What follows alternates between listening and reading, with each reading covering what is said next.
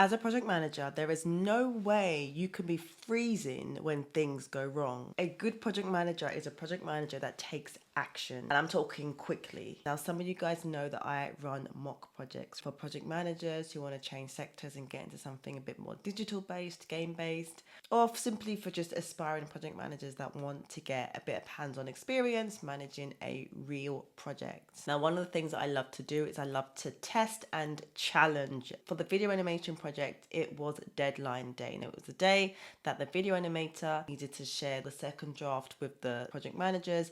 They had a task to review the video and then get it checked by the creative director and then send it over to the client. Now, any work cannot leave the studio without being checked by a project manager and without being internally approved. Now, as the project manager, you're going to be one that is checking the files against the brief. Now, what happened in this situation was the animator was late. Not by 1 day, but by 2 days. Now, the project managers had to liaise with the motion graphic director, had to liaise with the creative director, had to liaise with the client, let the client know that the files were going to be late. They had to update the timeline and then reshare the key dates with the clients. As a PM, you are dealing with different types of stakeholders, different types of people. Now, in this scenario, the video animator was actually someone who was junior and didn't have as much experience with this type of project. Now, the project managers are being tested for their patience. How patient can you be when you've got a deadline, a very pressing deadline, because you want to deliver on time? That's critical for the project, right? The success of a project, you need to meet the needs of the client, and the basics is that the work will go live on time, right?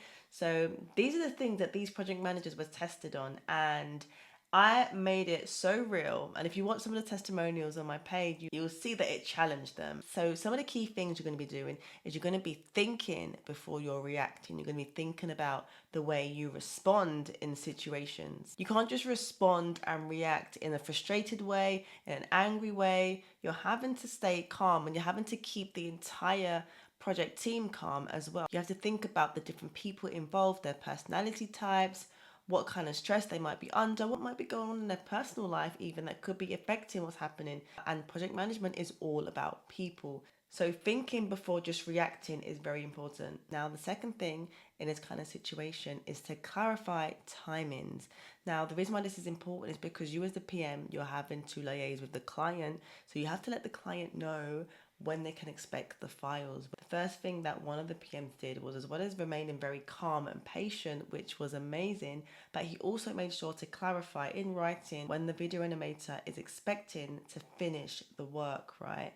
So yes, we know that he's missed the deadline. Yes, we know that it's already affected the project. However, what we need to clarify is when you can actually get the files to us so that we can send the files to the client. That's the most important thing, because you as the PM have to manage expectations.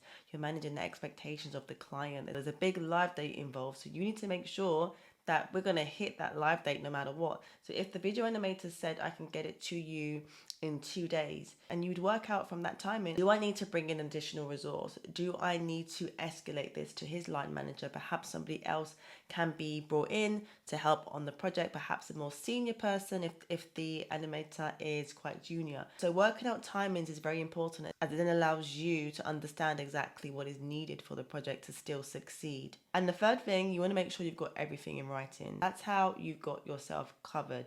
Make sure that everything is put back in writing. If something was to fall back on you, you can then say, look, this is what was spoken about, this is when we spoke about it, and this is what was said. Everything is in writing. And if there is a phone call, then you follow up with something in writing. So having evidence that's written is key, especially when there's a delay, when there's a change, when there's a problem. Have everything in writing. The more you practice these types of scenarios, the more natural they'll become to you to handle and deal with them. Now, these are the things that I will test you on in a mock project, because look, no project is perfect and there are always going to be scenarios that are going to throw you off.